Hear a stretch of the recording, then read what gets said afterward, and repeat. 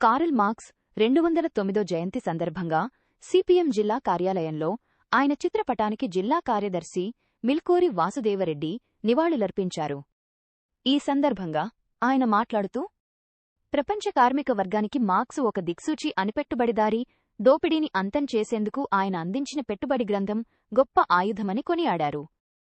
BJP ప్రభుత్వం కార్మిక చట్టాలను నిర్వీర్యం చేస్తూ కార్మికులను బానిసలుగా మారుస్తోందని విమర్శించారు. మార్క్స్ స్ఫూర్తితో ప్రజా పోరాటాలను ఉధృతం చేస్తామని ఆయన పిలుపునిచ్చారు.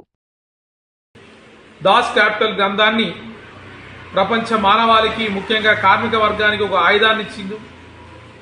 అట్లాగే 1848లో కమ్యూనిస్టు మేనిఫెస్టో ఎంగిల్స్ తాను ఇద్దరు కలిసి విడుదల చేసినటువంటి ఈ మేనిఫెస్టో ప్రపంచంలో ఉన్నటువంటి అనేక దేశాలకు దిక్సూచిగా నిలిచింది. అందులో భాగంగానే రష్యాలో కానీ, చైనాలో కానీ, క్యూబాలో కానీ, వియత్నంలో కానీ అనేక దేశాల్లో కమ్యూనిస్టు పార్టీలు, ఆ రాజ్యాలు ఏర్పడినటువంటి పరిస్థితి ఉంది.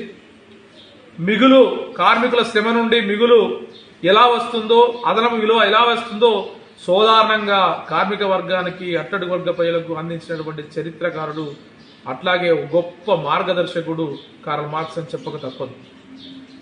తాను నమ్మినటువంటి సిద్ధాంతం కోసం, కడవరకు కష్టజీవుల కోసం తన వాణిని వినిపించినటువంటి గొప్ప దార్శనికుడు.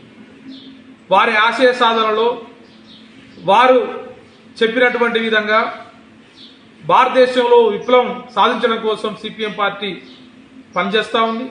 అందులో భాగంగానే కరీంనగర్ జిల్లాలో అట్టడుగు వర్గాల కోసం, పేద బడుగు బలహీన వర్గాల కోసం, శ్రమదోపిడికి వ్యతిరేకంగా, అసమానతలు లేని సమాజం, నవ సమాజం కోసం సిపిఎం పార్టీ సమరశీల పోరాటాలు నిర్వహిస్తుంది. ఆ రకమైనటువంటి కార్యాచరణ తీసుకుంటుందని చెప్పి ఈ సందర్భంగా తెలియజేస్తున్నాం. మిల్కూరి వాసుదేవరెడ్డి, సిపిఎం పార్టీ కరీంనగర్ జిల్లా కార్యదర్శి.